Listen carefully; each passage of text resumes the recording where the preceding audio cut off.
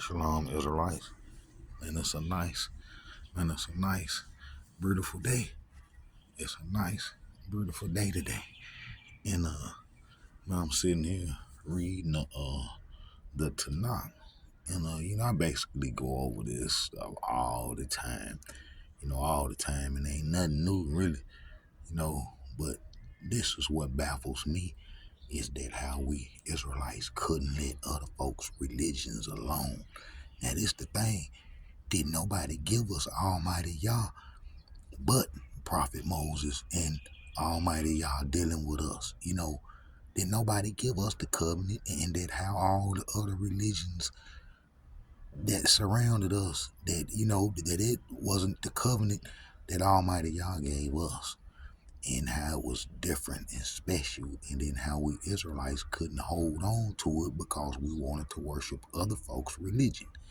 We always want to worship other folks' religion, and that's basically our downfall. That's our downfall, is that we want to do other folks' religion when we got, a belief system that was put in place for us, that is specifically for us, and how we can't be governed by no other religion or creation of a religion. That's like these religions that's created today. They don't benefit the Israelite.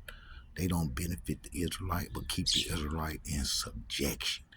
And, if you look at Tanakh history, that's what sometimes Israelites preferred, being in subjection and captivity. And you see it time and time again how we was constantly in servitude to other ethnic groups and other peoples, and it comes from worshiping their religion.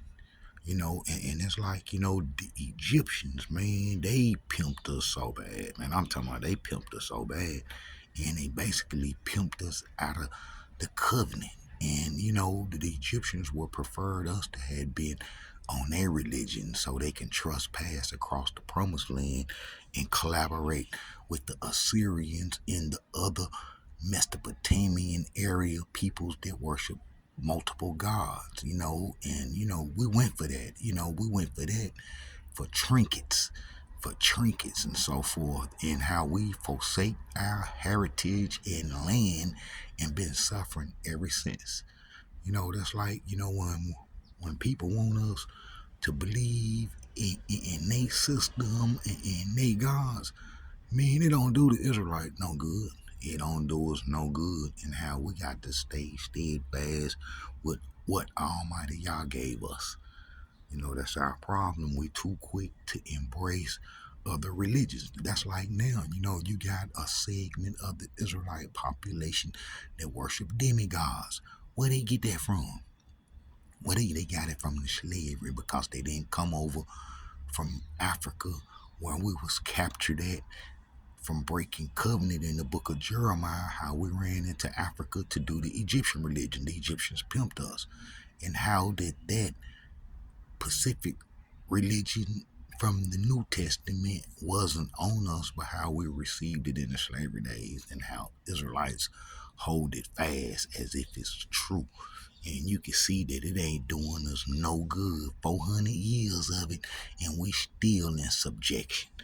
You Israelites got to wake up, and we got to do better than this, and we're going to do better than this. That's why I pray that Almighty Yah let me be in the position that I need to be in to make the decisions of what group of Israelites can be in the promised land, because the Israelites, man, they'll bring everybody doctrine into the promised land, and it'll be like the same cycle that we went through that got us ejected. It's like I was reading this.